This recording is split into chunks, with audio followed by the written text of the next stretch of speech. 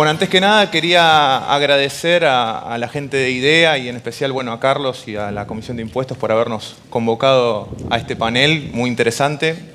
Comisión de Impuestos que les recomiendo que vayan, quienes no están yendo ahora, que es muy nutritiva, por así decirlo, para los que nos dedicamos a este tema, así que es muy buena. Bueno, tengo el placer acá de compartir el panel con Adriana Piano, que es mi coequiper en el estudio. Ella es socia del Departamento de Asesoramiento Fiscal de SMS San Martín Suárez. Y bueno, vamos a hablar de este tema complicado, que es el ajuste por inflación. Adriana quienes la conocen, Adriana, saben que tiene la capacidad de transmitir mucho conocimiento en poco tiempo, así que esperemos poder cumplir con el tiempo estimado y obviamente si tienen preguntas me las pueden hacer llegar por escrito y obviamente no se queden con ninguna. Si por una cuestión de tiempo no llegamos a ver las preguntas, bueno, en el coffee break podremos charlar y debatir del tema. Así que bueno, Adriana. Bueno, buenas tardes a todos. Bueno, nos toca un poco romper el hielo después del almuerzo, así que vamos a hablar un poco de este tema que nos propusimos a principio de año en marzo, cuando quizás estábamos pensando que esto quizás era más utopía que realidad y como dice Carlos, es muy difícil hoy día también determinar cuál va a ser el destino final, ¿sí?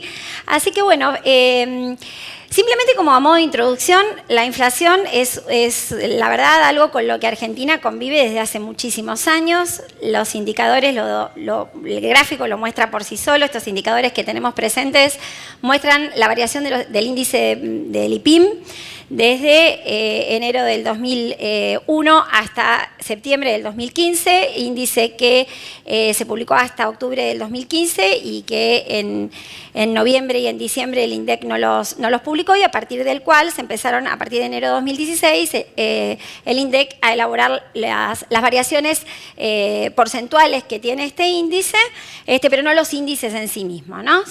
Ya sabemos que la inflación es distorsivo y el primer elemento, y lo señalaba muy bien Eugenio, y la ventaja de hablar a la tarde ya del último día es que mucho de lo que vamos a decir tuvo su introducción, es la parte contable, ¿no? Es decir, cuánto ansiamos que nuestros estados contables reflejen claramente la moneda constante y den vistas de la realidad de las compañías con lo consecuente efecto tributario que tienen, porque sobre los balances contables se distribuyen utilidades, se paga el impuesto a la ganancia, al bienes personales responsables sustituto. Y bueno, la realidad es que en las normas contables también está por verse qué va a ocurrir y pareciera que en septiembre de este año también tendremos novedades al respecto, por cuanto la cláusula que tenemos hoy que obligaría a ajustar por inflación aquellos balances cuando la inflación acumulada en 3 años haya superado el 100%, que está en la norma NIC 29 que forma parte de las NIF. Bueno, si bien ha sido complejo la medición de este índice en este último tiempo, todavía no ha sido aplicada para los ejercicios que han cerrado el 31 de diciembre de 2017, pero bueno, veremos qué pasa más adelante y ya para eso hay que prepararse. Todos conocemos las distorsiones que provoca la inflación. En definitiva, las medidas que están introducidas en la ley buscan paliar esos efectos. Ya sabemos de que pagamos impuesto a las ganancias sobre ganancias que no son reales. Eso es lo básico, es decir, se termina pagando un impuesto, como decíamos, el problema es la base imponible, ¿sí? No es que la tasa me baje de 35 a 30 y de 30 a 25 si la base no va a estar ajustada. Y esto genera resultados para un lado y para el otro, ¿no? O sea, se suele hablar del ajuste por inflación como si fuese una herramienta que solamente le sirva a los contribuyentes para pagar menos, cuando en la encuesta que veíamos ayer, también el hecho de practicar el ajuste por inflación hace que otras empresas paguen más. Y si el ajuste por inflación impositivo no se aplica, en ciertos casos el Estado recauda menos, ¿no? En el caso de las empresas que están mucho más endeudadas. Ni que hablar de la falta de homogeneidad que tiene las normas, aún las normas que están incluidas en nuestra ley en materia de rentas de fuente extranjera, tal como lo expresaban ayer en este sentido, que no están compatibilizadas con el criterio de renta mundial, puesto que vienen de mucho tiempo atrás.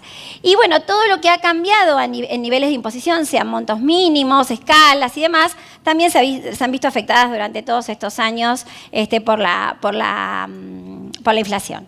¿Cómo llegamos entonces? Nos encontramos con una ley que cumplió 40 años, es del año 1978. el artículo, ¿sí? Es decir, donde se introduce el concepto de ajuste por inflación. Y salvo las adecuaciones que tuvo, como ahí se marcan, en el año 85, no ha tenido nuevamente, digamos, un rediseño, ni tampoco esta ley ha hecho un rediseño de lo que ha sido el ajuste por inflación dinámico y estático. ¿Esto un poco por qué? Porque, bueno, tuvimos congelados, a raíz del artículo 39 de la ley 24073, la aplicación de los índices que se congelaron a marzo del año 1992, y a partir de ahí el ajuste por inflación, digamos, no quedó derogado, pero quedó como falto de operatividad en nuestra ley. ¿Qué tuvimos que hacer las empresas o dónde tuvimos que recurrir en aquellos casos que considerábamos que su efecto era muy importante y el punto central fue el año 2002? Bueno, recurrir al litigio o al planteo judicial del tema con las dos causas que fueron más emblemáticas, ¿no? La causa Duan-Trocero, que claramente establece que la norma del artículo 39 es constitucional, no se puede ir contra la constitucionalidad de la norma, el Poder Legislativo es lo que ha decidido y así es, pero se dejó la puerta abierta para que después en el resto de los fallos y básicamente en Candi se establezca que cuando hay una apropiación del patrimonio por parte del Estado, en tanto y en cuanto yo pago mayor impuesto a las ganancias, esa tasa resulte confiscatoria. Vamos a ver un poquitito que esta jurisprudencia evolucionó y no hay como un monto máximo que tenga que superarse para que esto se dé. ¿Qué tuvimos a fines del año 2016? La ley 27346, que quedó, esta parte no se volvió a reformar en la 27430, donde reconoció la inflación para ajustar las escalas del artículo 90 para personas humanas y las deducciones personales del 23, sin necesidad de que tuviese que venir una ley, con lo cual esto ya ha sido operativo y de hecho ya lo vimos en este año 2018. Básicamente, ¿cuáles son para nosotros los 3 puntos clave que toca la reforma y que de alguna manera hablan de los efectos que ayudarían a reparar los efectos de la inflación? O sea, ¿cuáles son las medidas que intentan reparar? Y decimos que intentan porque creo que todavía el problema no queda solucionado para todos los casos y para un montón de circunstancias que se dan en la vida real. Y básicamente 2 a los que me voy a referir, que es la cláusula gatillo del ajuste por inflación, la actualización para ciertos bienes en operaciones de enajenación de los mismos y que va a influir en las amortizaciones. La segunda, que creo que es tanto más importante que esta, que tiene que ver con el revalúo impositivo, que por suerte nos han dado como un respiro en el análisis y a la que se va a referir después Guillermo, y que creo que es plenamente vigente y hay que hacer el análisis, y ahí sí mi opinión personal es que es ir caso por caso. Y la de la creación de la unidad de valor tributario. Esto es novedoso en nuestra ley, tiene una experiencia comprobada muy bien en Chile, claramente es ese reconocimiento de tener un valor modular o módulo que de alguna manera permita homogeneizar todos los valores que están en las distintas leyes tributarias, hasta inclusive esto va a tener efectos en materia de procedimiento fiscal, que después ahí quizás se abren otras discusiones, y que, como ya lo anunció el Administrador Federal de Ingresos Públicos, están trabajando en ese proyecto que el Poder Ejecutivo tiene que presentar antes del 15 de septiembre al Congreso para que se sancione esta ley y este tema tenga operatividad. La verdad que creo que todas las medidas, aunque podemos coincidir o discutir si soluciona de todo el problema, creemos que en gran medida por lo menos le pone un paliativo a este tema de estos efectos nocivos que nos trae la inflación. Básicamente, ¿a qué nos vamos a referir en lo que es sustancialmente lo que nosotros decimos la cláusula gatillo? Bueno, viene básicamente por lo que es la reforma del artículo 95 de la ley, donde se le hace este agregado y básicamente fíjense que dice que va a ser aplicable en el ejercicio fiscal. Y ahí vemos como que este disparador no es de una vez y nada más, sino que en nuestra opinión este disparador va a haber que monitorearlo año a año. Y la posibilidad de aplicar este ajuste contenido en el artículo 95, que como decían bien es el ajuste dinámico y el estático, va a darse en tanto y en cuanto la inflación acumulada en un periodo de 3 años posteriores a la vigencia alcance el 100%, con esta graduación de tercios que se establecen para los años del comienzo, ¿no? Para los años en que empieza a comenzar la historia. Entonces, ¿qué es lo que nos preguntamos en relación con el ajuste por inflación? En cuanto a quienes tienen que aplicar el ajuste por inflación, no hubo cambios, si bien es cierto que se modifica el artículo 94, básicamente lo hace la ley porque se modifica el artículo 49, ¿no? Entonces se citan los nuevos sujetos de acuerdo al nuevo ordenamiento que tiene el artículo 49. ¿Desde cuándo lo vamos a aplicar? Y bueno, hay que esperar que se cumplan las condiciones de magnitud exacta que ha impuesto el legislador y a nuestra interpretación, que puede ser compartida o no, en cada ejercicio fiscal. Con lo cual, vamos a tomar el ejemplo del año 2018, porque esto rige para los balances que se inician a partir del 1 de enero de 2018.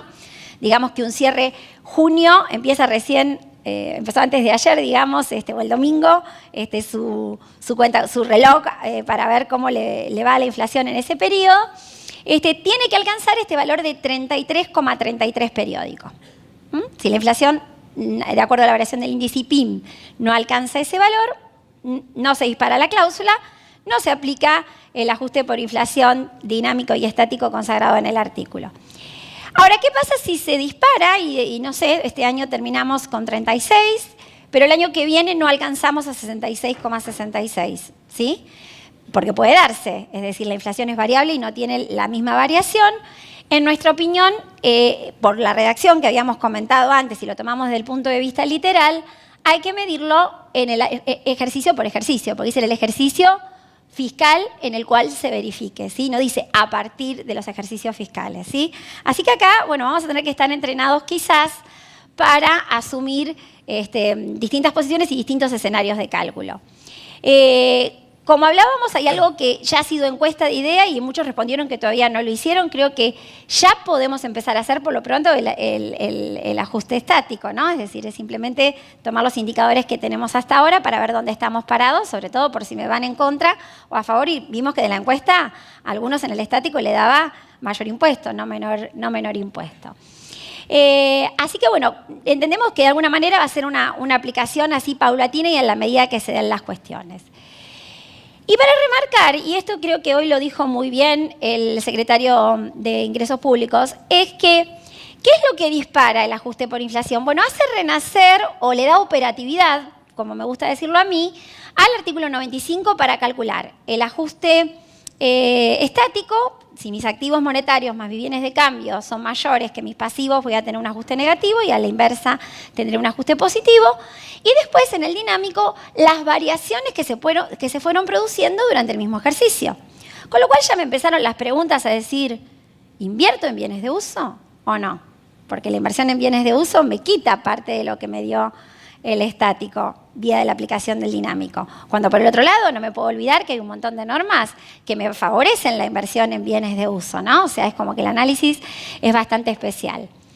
Pero esta parte del articulado no toca otras normas referentes a evaluación, ¿sí? Que es a lo que nos vamos a referir en cuanto a la actualización de los valores, porque aun cuando se dispare la cláusula, si yo tengo, voy a por ejemplo un terreno, si yo tengo un terreno que adquirí en el año 2010 cuando el dólar estaba a 4 pesos y hoy lo vendo cuando el dólar está 28.50, 29, lo que sea, voy a pagar, salvo que entre en el esquema del revalúo impositivo que es optativo, voy a pagar también por esa inflación corrida que estuvo en el año, aun cuando se dispare la cláusula, ¿sí? Por eso nosotros creemos que es importante también no confundir estos conceptos y estar atento a este punto.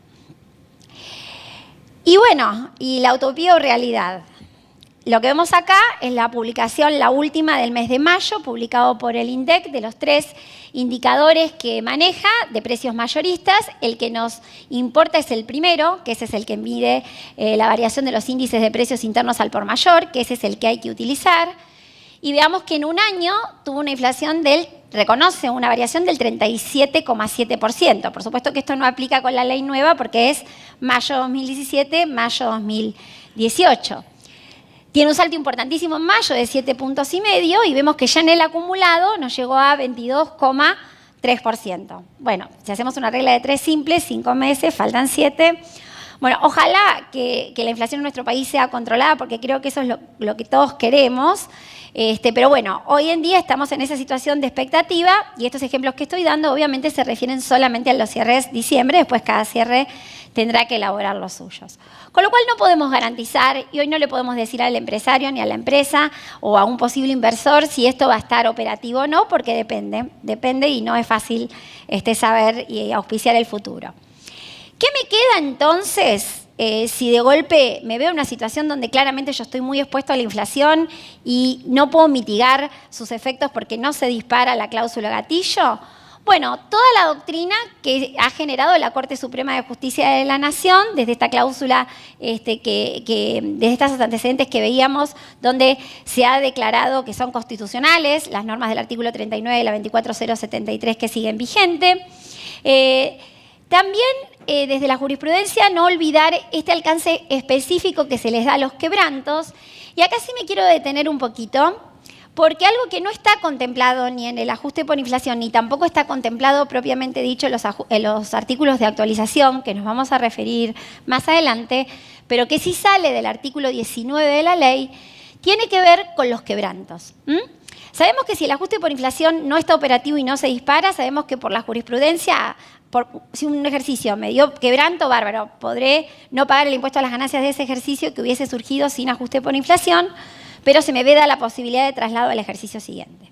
Ahora, si el ajuste por inflación está operativo, ese quebranto sí va a resultar trasladable.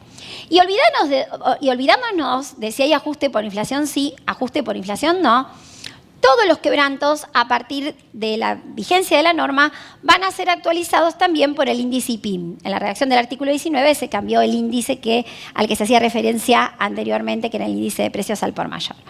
Acá no nos ponemos de acuerdo en las interpretaciones respecto desde cuándo rige la actualización futura de esos quebrantos. Ahora estoy hablando de la ley, ¿no? De lo que es el texto vigente. Si un quebranto 2016, de alguna manera, merecería el reconocimiento, así sea, de la inflación corrida desde el 1 de enero de 2018 en adelante, o si esto es para los nuevos quebrantos que se generan a partir de la vigencia de la ley. Hay artículos muy interesantes de doctrina que contraponen estas opiniones y no es un tema menor, porque la verdad que si vengo con quebrantos de años anteriores, bueno, sería todo un tema, si pudiese, aunque sea parcialmente, reconocer los efectos de la inflación desde el 1 de enero de 2018, teniendo en cuenta los índices que estamos viendo. Pero bueno, es cuestión de ver un poco cómo avanza en ese sentido también la reglamentación o cuál es la interpretación del organismo. ¿Qué otras entonces alternativas nos quedan? Bueno, lo de la prueba de la confiscatoriedad de la tasa, en la cual vemos que la jurisprudencia ha avanzado bastante en reconocer no un monto fijo de porcentual que tengo que excederme para hacer la demostración de que no pagar con ajuste por inflación resultaría confiscatorio, sino que estamos encontrando varias sentencias de las cámaras que hacen de que una vez superado el 35%, eso ya basta para que el contribuyente tenga derecho a presentar su reclamo. Por supuesto que esto hay que hacerlo en un marco de litigio, con lo cual, bueno, no es así automático y sabemos que las empresas que lo han aplicado tienen el problema de que el fisco les hace el ajuste, ¿no? Hay una nota externa 10 del 2002 que sigue vigente y que aclaró que aun cuando la contabilidad merezca ajustes por inflación, si esa nota externa no se modifica impositivamente, vamos a tener que depurar ese ajuste, dejarlo de lado y encontrarnos ante esta situación. El elemento de prueba casi es esencial porque si no, no se da. Acá simplemente son los fallos más relevantes de la Corte, hay muchísimos más, están puestos los más emblemáticos. En el último, que es el más reciente, que es de fines de mayo, acá la Cámara de Apelaciones de la provincia de Mendoza había fallado a favor del contribuyente en el sentido de que el fisco debía aceptar las declaraciones juradas rectificativas del año 2003 al año 2008 en una empresa que decidió hacer el ajuste y la Corte, bueno, devolvió las actuaciones para que se resuelva porque lo que sí hay que medir es la incidencia propia ejercicio por ejercicio. Ahí quizás había situaciones de traslados de quebrantos de años intermedios, que es lo que se regula que no podría ocurrir.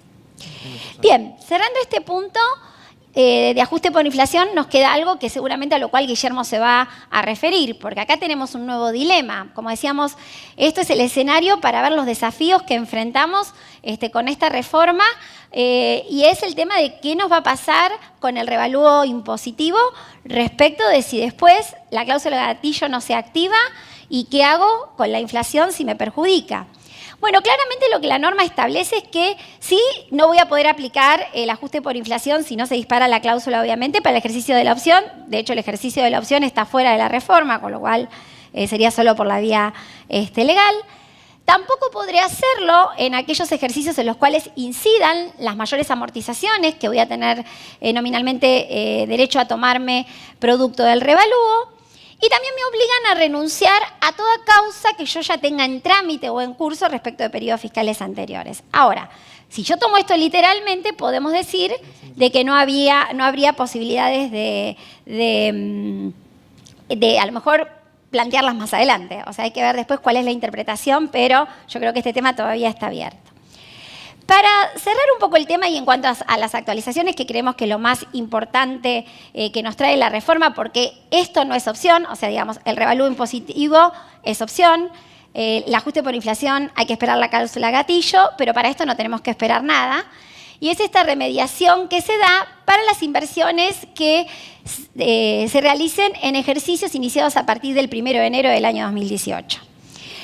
Ahí de vuelta hay una suerte de desfasaje que parcialmente el revalúo la intenta corregir. Y por un lado es el tema de verme beneficiado en la venta de estos nuevos bienes en el momento de su realización porque me van a llevar el costo hasta el momento de la enajenación. Y la norma, como va a tener a lo mejor operatividad del ajuste por inflación impositivo, dice, bueno, ojo, que si se dispara la cláusula gatillo y vas a ajustarme, no me ajustes hasta el mes de la enajenación, ajustame hasta el mes de inicio del ejercicio porque la propia mecánica del ajuste por inflación después acondiciona el resto. Más allá de esas normas que me hacen a la venta, la más nutritiva creo que es la de las amortizaciones, ¿no? Porque esa la vemos más tangente, ¿no? Es decir, todos los años voy a tener la posibilidad de tomar una amortización impositiva mayor, ya lo estamos teniendo en cuenta en las provisiones. Y esto que hablábamos, y también beneficia a las personas físicas por los nuevos hechos imponibles que quedaron grabados, tiene de alguna manera, y esto es para los abogados que les encanta hacer cuadritos, pero los que estamos en las empresas y tenemos que reportar al exterior, no nos preguntan mucho por la tasa efectiva del impuesto. Bueno, acá es un ejemplo muy básico, si no hay ajuste por inflación contable, vamos a ver que realmente mi tasa, más allá del reconocimiento temporario de un activo diferido, porque después vamos a ver que cuando el bien se termina de amortizar, el valor residual va a ser 0 en la contabilidad y 0 en efecto fiscal, va a determinarme una tasa de imposición menor, en este caso, en el ejemplo que estamos haciendo, menor al 30, ¿sí? Así que también tiene también su efecto como, de alguna manera, alentador. Las reflexiones finales para llegar a este punto. Lo positivo, indudablemente, es un paliativo, es mejor que esté que no esté. Bueno, lamentablemente no se puede remediar todo el pasado, salvo la posibilidad de ir al revalúo impositivo y con la inconsistencia que se presenta y que para nosotros quiebre el principio de equidad en aquellos cierres que no son diciembre, que en ciertos momentos se quedan sin revalúo y se quedan sin actualización para las nuevas inversiones. Tengamos en cuenta también de que en el revalúo me van a permitir también actualizar el importe de los bienes revaluados, así como los quebrantos a los que nos hemos referido. Esta situación de quebrantos que van a ser algún año sí, de ajuste por inflación que va a venir algún año sí, algún año no. Y finalmente la falta de homogeneidad que quedó en las normas, porque ustedes fíjense, nos queda el RIPTE para las deducciones del 23 y de la escala del 90 de ganancias. Nos queda el IPIM para las actualizaciones y el APORI, y nos queda el IPC para la conversión del VT. O sea, pareciera de que, bueno, no van iguales todos estos índices y, bueno, de alguna manera quizás sea un tema para futuras reformas, que de alguna manera todo esto se compatibilice, pero es lo que tenemos.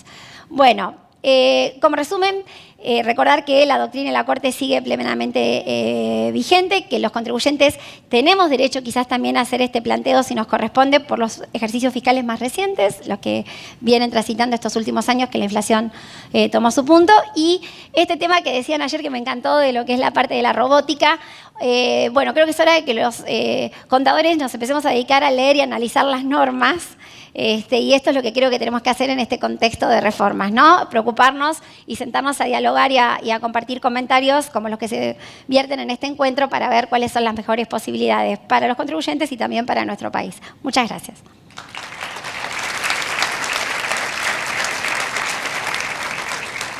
Bueno, muchas gracias a todos. Me quedo obviamente viendo el vaso medio lleno, ¿no? Utopía o realidad, la verdad, como decía Carlos, que lo responda Dios. No sé qué va a pasar con el ajuste por inflación, pero sí me quedo con el vaso medio lleno, ¿no? Este derecho adquirido que tienen ahora los contribuyentes de actualizar los nuevos bienes, las nuevas adquisiciones en los ejercicios que se inicien a partir del 1 de enero de 2018. Y bueno, y por el stock y por el pasado, ¿qué va a pasar con lo que ya pasó?